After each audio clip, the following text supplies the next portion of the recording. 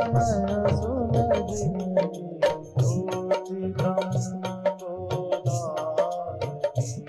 मिलगी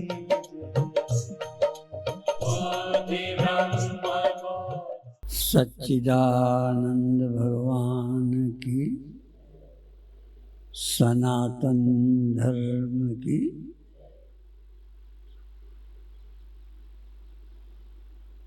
उपादानं प्रपंचस्य ब्रह्मणोऽन्यन्न किंचन।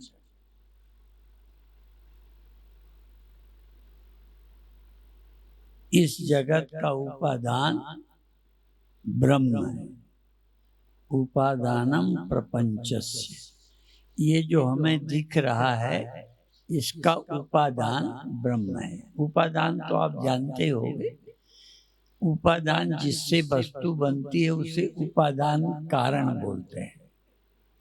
जैसे घड़ा मिट्टी से बना तो मिट्टी उपादान है, उसी से बना।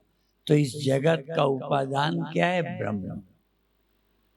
उपादानम प्रपंचस्य ब्रह्मणो अन्यन न विद्यते। अन्य कोई नहीं है जिससे जगत हुआ, ये सारा जगत ब्रह्म से हुआ। तो आधे श्लोक में फिर क्या कहते हैं? तस्मात् प्रपंचस्य तस्मात् प्रपंचोयम। इसलिए यह जो तुम्हें प्रपंच दिखता है ये क्या है? ब्रह्म ही है और कुछ नहीं। ब्रह्मैव न चेतरत्। चूंकि ये ब्रह्म से हुआ है इसलिए इस प्रपंच में ब्रह्म ही है और कुछ नहीं। उदाहरण वही, चूंकि मिट्टी से घड़ा बना तो घड़ा मिट्टी ही है और कुछ नहीं है। जो तुमको दिखता भी है ये घड़ा है, ये सकोरा है, ये ईंटा है, ये अनेक दिख रहे पर अनेक है नहीं, वही है। इसलिए इस प्रपंच का उपादान ब्रह्म होने से ये सब ब्रह्म ही है।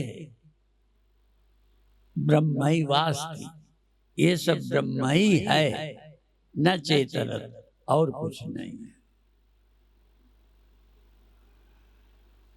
पर जैसे हमको घड़ा सकोरा का भेद भी दिखता है, वो और है, वो और है, और अनेक नाम अनेक रूप, इससे भ्रम हो जाता है कि अनेक है। नाम भी अलग अलग, रूप भी अलग अलग, यहाँ तक उपयोग भी अलग अलग। मकान का उपयोग रहने के लिए, घड़े का उपयोग पानी भरने के लिए, सकोरा आदि को पानी पीने के लिए, अलग अलग उपयोग है।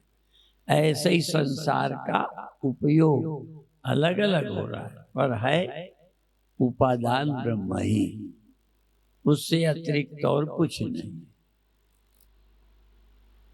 अब हमें क्या करना है? जब भी कुछ देखें तो नाम और रूप का बाध करके, वही आंखों से दिखेगा तो तुरंत जो दिखे उसका नाम रूप हटा के देखो, वही है, ब्रह्म ही है। जैसे फिर कहें घड़े का नाम रूप और सकोरे का और ईंटे का नाम रूप हटाओ तो तीनों एक ही हैं। मिट्टी ऐसे ही पशु है, पक्षी है, पेड़ है, पहाड़ है, मनुष्य है, ये अनेक हैं, पर इनमें एक ही सत्य विद्यमान है।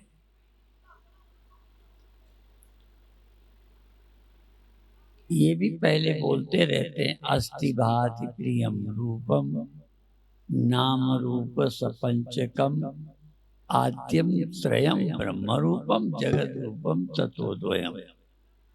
अस्ति माने है और भाति माने प्रतीत होता है।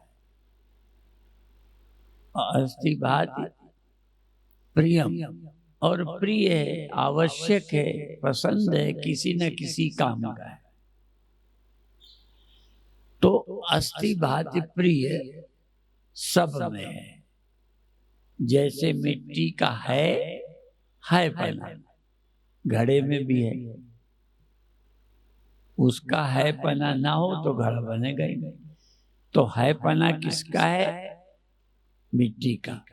और हमें क्या लगता है? घड़ा है, वो भी हमें है लगता है।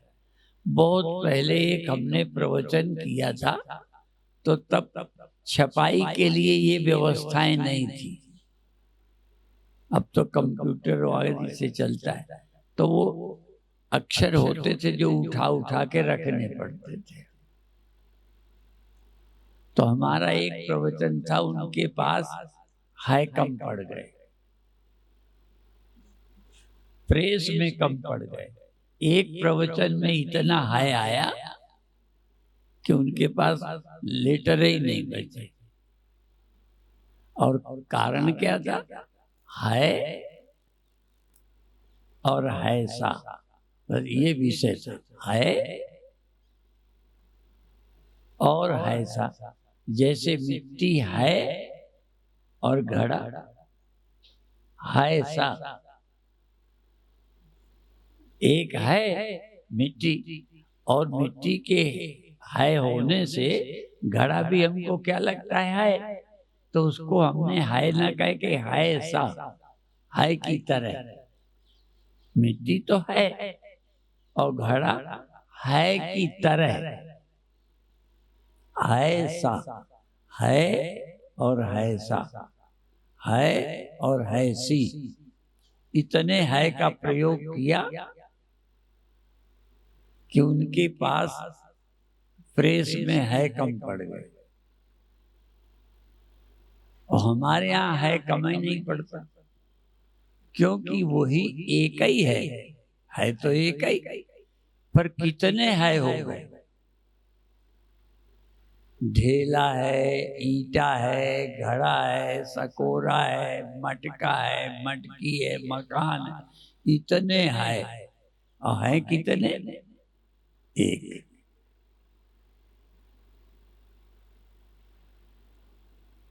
और इसीलिए ये सब लोगों ने रट रखा है सो नजर ना आवई, है सो नजर ना आवई, नहीं सो नैन दिखाए।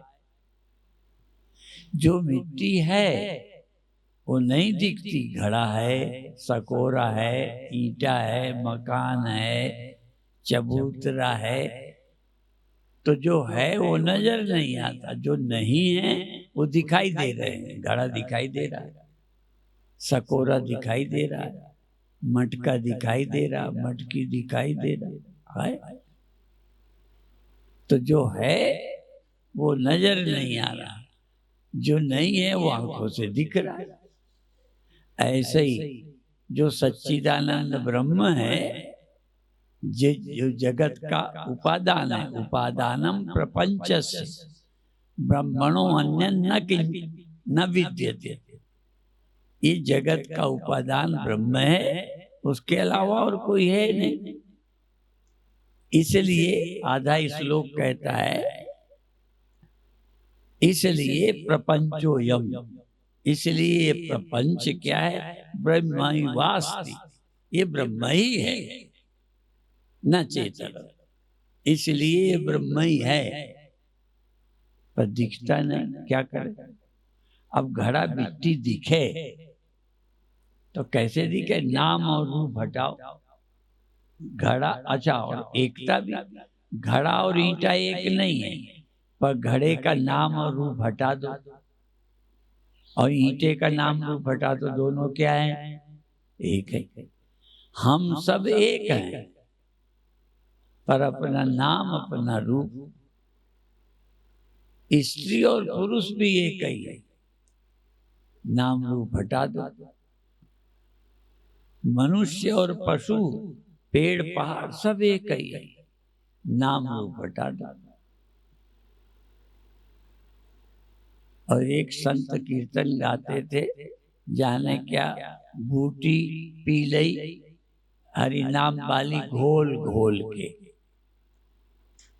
हरि नाम की बूटी हमने घोल घोल के पी ली, हरि नाम। तो एक लाइन आती है, वो कहते बूटी पी ली छान छान की। यदि हरि नाम की बूटी पीना है तो छानो। क्या छानो? नाम रूप हटा दो।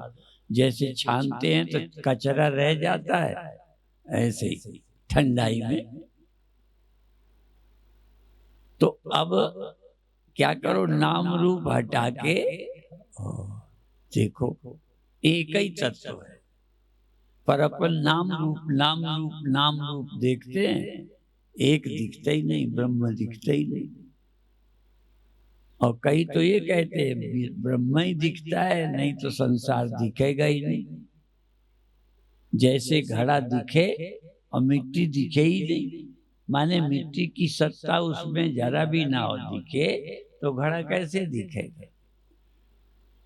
और स्वप्न में मृत्यु हो गई, यदि आप ही ना हो तो मृत्यु मेरी हो गई ये कौन देखेगा। स्वप्न की मृत्यु पड़ोसी नहीं देखते।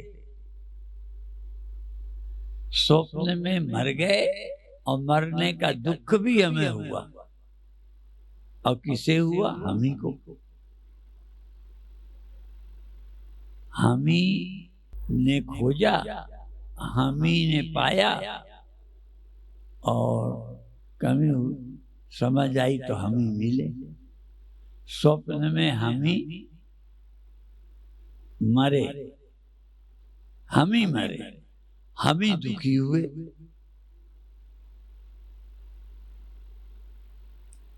दूसरे के मरने का सबको दुख हुआ, अपने मरने के बाद कोई दुखी होवे तो हम मरेंगे, लोग दुखी होंगे।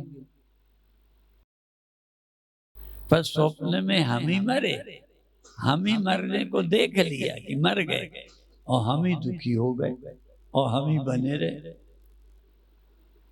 रहते हुए मर गए। ये चमत्कार दुनिया में, इससे बड़ा कोई चमत्कार नहीं है, इससे बड़ा कोई आश्चर्य नहीं कि अपने रहते मर जाए और मरने का दुख भी खुद भोग ले। तो ये संसार ऐसा ही है। हम ही जन्मते देखते हैं, हम ही मनुष्य देखते हैं पैदा हुए, हम ही अपना मरना देख लेते हैं, और हम ही बने रहते हैं। भगवान यही तो कहते न जायते मृते वा कदाचित। क्यों समझाते हैं? जब जन्मते मरते नहीं है तो क्या समझाना। पर नहीं, भगवान कहते हैं ये आप न जायते न मृते, कभी भी ना आप जन्मते हैं न मरते हैं, फिर भी जन्म मरण से परेशान है, और जन्म मरण का इलाज करवा रहे हैं, जन्म मरण से छूटने की साधन कर रहे हैं। क्या आश्चर्य। इसलिए इस विद्या से बड़ा कोई आश्चर्य नहीं कि इतना जो सच लगता है जन्मना मरना सब झूठा। भगवान यही तो कहते न जायते मृते व कदाचिन, कभी नहीं तुम जन्मते। न जायते मृते व कदाचिन नायम भूत्वा भविता वा न भूया। न पहले ना अभी ना आगे कभी पैदा होके मरोगे, सदा ज्यो के त्यों। क्या आंखें खोलते हैं धर्म ग्रंथ, कहाँ ध्यान ले जाते। हमारा ध्यान यहीं अटका है, हम इतना ही देख पा रहे हैं, हम वो देख ही नहीं पा रहे जो सदा ज्यों का त्यों है। और सुन रखा है वो सदा से, वो सदा रहता है हमेशा। हम सदा रहते हैं यह तब भी नहीं। इतना तो हर संप्रदाय के मानते हैं वो था, वो है, वो रहता है, वो पैदा नहीं होता, वो मरता नहीं, सब उस पैदा करता रहता है, ये सब मानने को तैयार है। पर जो भगवान के लक्षण है वो मेरे हैं। मैं भी कभी पैदा नहीं होता, मैं भी कभी खत्म नहीं होता, मेरे में भी अनेकता नहीं है, मैं एक ही हूं। ये समझ नहीं आता। जो समझ नहीं आता, इसी समझाने के लिए गुरु और शास्त्र हैं। तुम पैदा होके मर गए हो, ये कोई समझाएगा क्या? ये बताओ किन मनुष्यों को समझाना पड़ता है कि तुम मर जाओगे? सब समझते हैं। हम पैदा हुए, किसको समझाना है कि हम अलग हैं, तुम अलग हो? अलग अलग नहीं है, एक ही है। ये समझाना पड़ता है। इसलिए अज्ञात ज्ञापकत्वम शास्त्र लक्षण। शास्त्र क्या है? जो समझ नहीं आता वो समझाए। गुरु कौन? जो हमारी समझ के बाहर है, वो समझ में आ जाए। और इसीलिए कह दिया, आश्चर्य है इसको जो समझाए। तुम पैदा हुए हो, मर जाओगे, ये तुम्हारा हो, ये क्या समझाना है? तो तुम समझ ही रहे हो। बल्कि ये समझ तुम्हारी झूठी है, ये समझ मिथ्या है। सच्ची समझ देना, सच्ची समझ देना और गलत समझ, मिथ्या समझ हटा लेना। स्वप्न हटाना, जगा के सत्य दिखाना। सतगुरु ने अलख लखाया है। सतगुरु ने अलख लखाया है।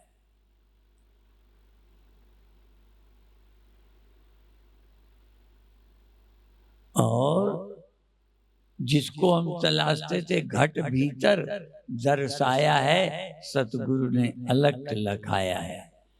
जो अलग था कोई और नहीं था, आप ही अलग हो। आप देह को लख रहे, मन को लख रहे, जो सबको लख रहा वो अलग, जिसके बिना सब दिखते ही नहीं। तो ये जो सबको लगता है स्वयं अलग, वो तुम ही तो हो, तत्वमसि। कोई भाग्यशाली जानना चाहता है। नहीं, अन्य जीव जंतु तो समझने की रुचि ही नहीं है। मनुष्यों में भी समझने की रुचि नहीं। जो समझ रहा इसी को सही मानता है, अपने को ज्ञानी समझता है, मैं जानता हूं, जबकि स्वप्न देख रहा है, गलत देख रहा है, भ्रम में पड़ा है, फिर भी कहता है मैं जानता हूं। इसलिए सत्य को समझाने के लिए गुरु शास्त्र की जरूरत है। अभी इतना ही कहकर समाप्त करेंगे, बाकी चर्चा कल। ओम शांति शांति शांति।